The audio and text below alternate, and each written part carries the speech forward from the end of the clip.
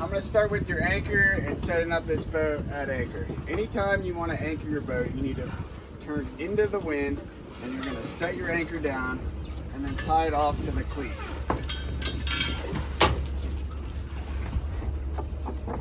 Once it touches the bottom, I would let out an extra span of 20 feet or so of line. I would take this, I would wrap it around your cleat a couple times, and then I would make a half hitch underneath and let it bite. Do that twice, and your anchor will be locked in place. This trash can right here is meant to put all these ropes in place back inside nice and neat, so it doesn't go underneath your boat when you're running and get stuck in your propeller. Anytime you are not at anchor, put everything back in this box. Additionally, no bow riding. The number one accident, injury, or death is someone sitting on the front of this boat and they fall over the front and they get picked up by a turning and operating propeller. Don't do it. Up and down, and they lock into place.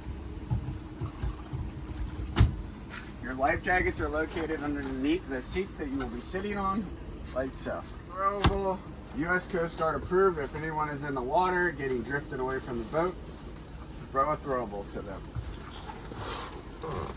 On this boat, your fire extinguisher is located right there. You have a safety box. Everything you need to legally be on this boat is in this box.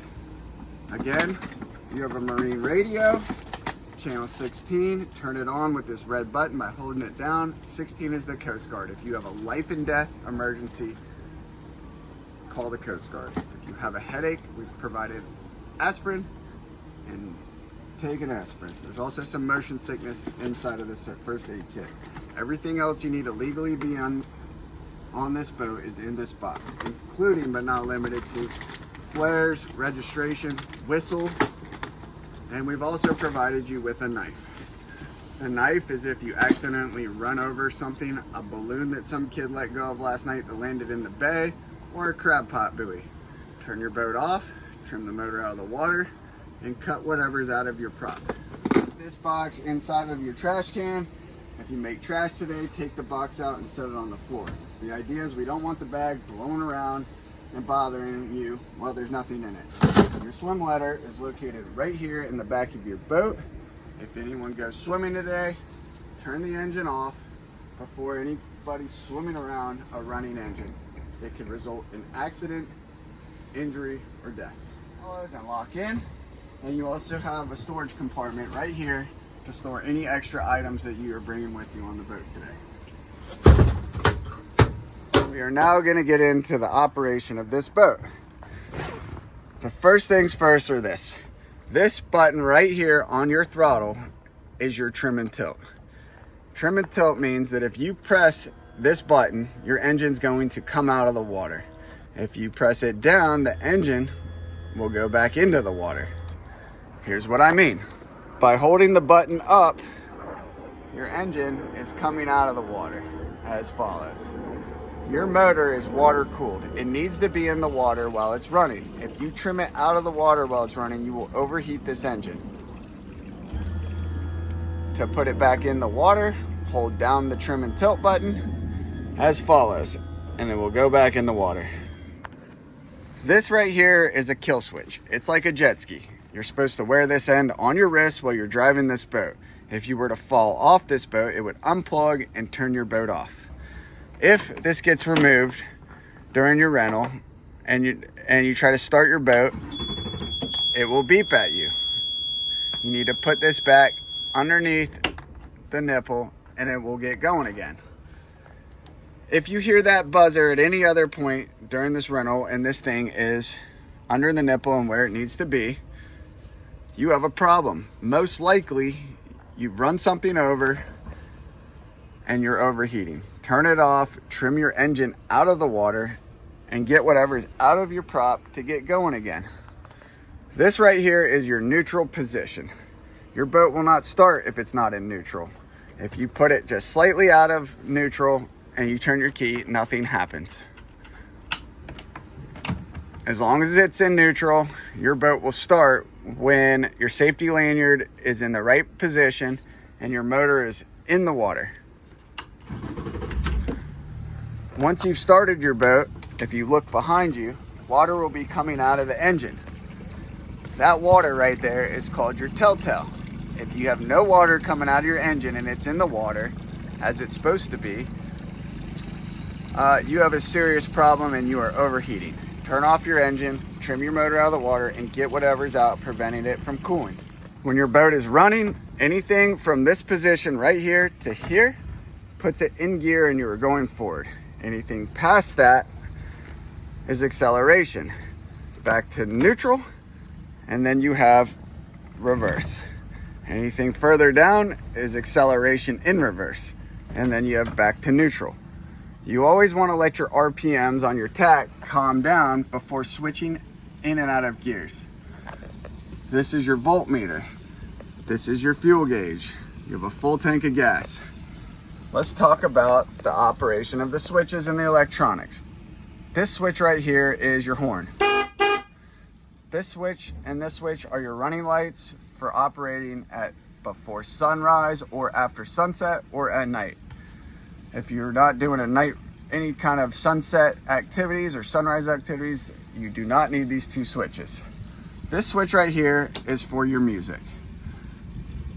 If you turn it on, your radio will come on. You have options to go to source, to slip to Bluetooth, and it's called Boss Audio, so you can listen to your Taylor Swift or your Justin Bieber.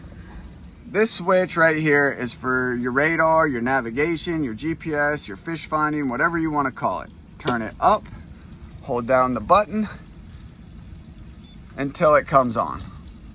We'll explain that more in a second. This switch right here is your voltmeter to charge your phone. Flip it up, voltmeter comes on, and you can charge your phone as follows. I'm going to begin by explaining the navigation system equipped on your boat. It works as follows. The top left number on your screen indicates the depth of the water beneath your boat.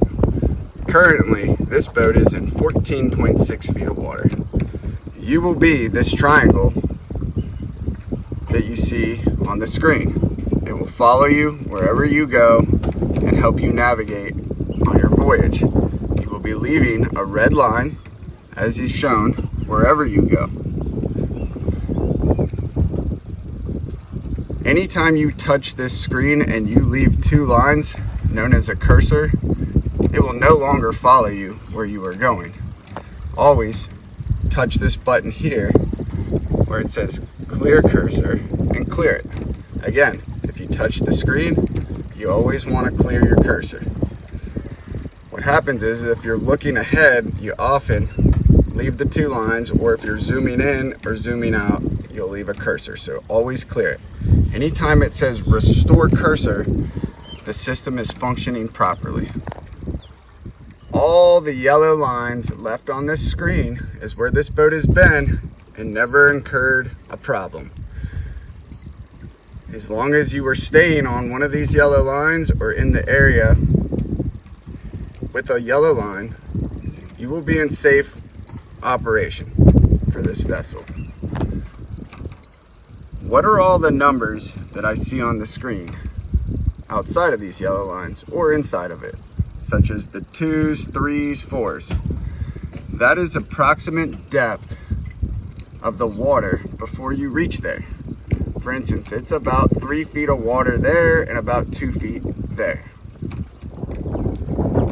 The number in the bottom left corner is the volt supply of this boat. The number right here that says miles per hour is the speed the boat is traveling at the present time. The number located right here that says water temp is the temperature of the water. Currently it is 78.3 degrees. If you plan to travel in the direction of Kipta Peak State Park or the Chesapeake Bay Bridge Tunnel, we added stop signs along the edge of the shallow water, along the sandbar, to help you avoid encountering shallow water and getting stuck on a sandbar. The skull and crossbones are indicating shallow water. If you look in there, I see one. That is 1 foot of water anticipated. As you travel southbound from Cape Charles Harbor, you can see the yellow lines are on the outside of the stop signs, and there's numbers such as 21 indicating it's 21 feet deep, and also there's zeros and ones indicating there is no water in that area in there. If you come around the point at Bay Ridge, 3 miles from Cape Charles Harbor, and you reach Kip to Peak Beach, you will see the concrete ships located here about a 1/16 of a mile from the shore. On the north side of the beach at Kip to Peak is a swimming area. They do not want your boat in the swimming area. On the south side of the beach, you have pretty deep water, and it's a nice place to anchor up and go swimming.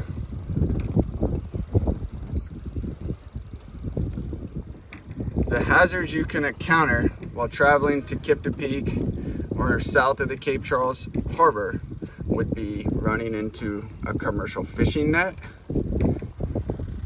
running over seagrass, or encountering shallow water if you're near the beach on a sandbar. By no means are we prohibiting people from anchoring on a sandbar and going swimming. We're asking you to proceed with caution when you are in shallow water, and read the depth of your depth finder and pay attention to the tides. The water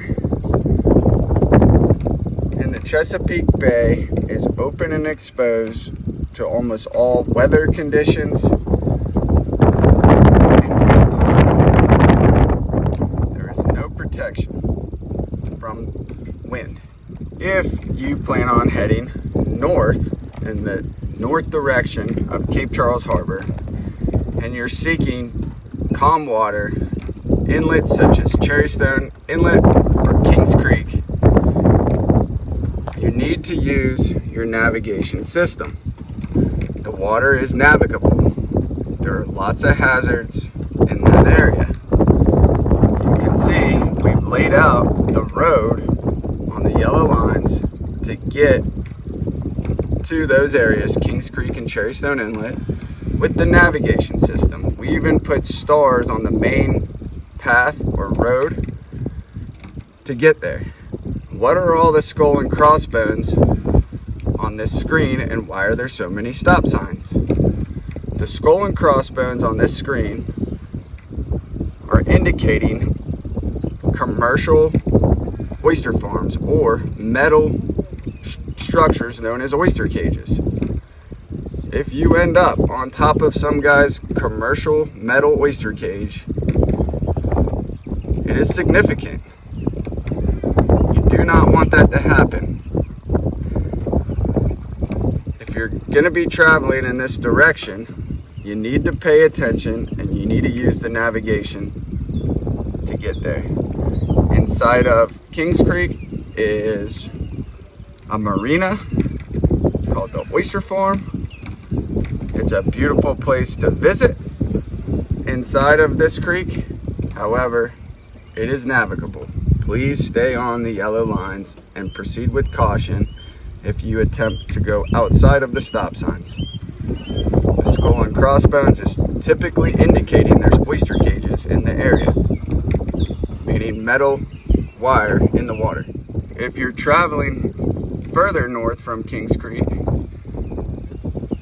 you need to cut through the channel along the shoreline. Cherrystone Campground is shown here where I'm pointing, and there's a nice sandbar that people like to visit out front of Cherrystone Campground where we put the swimmer icons.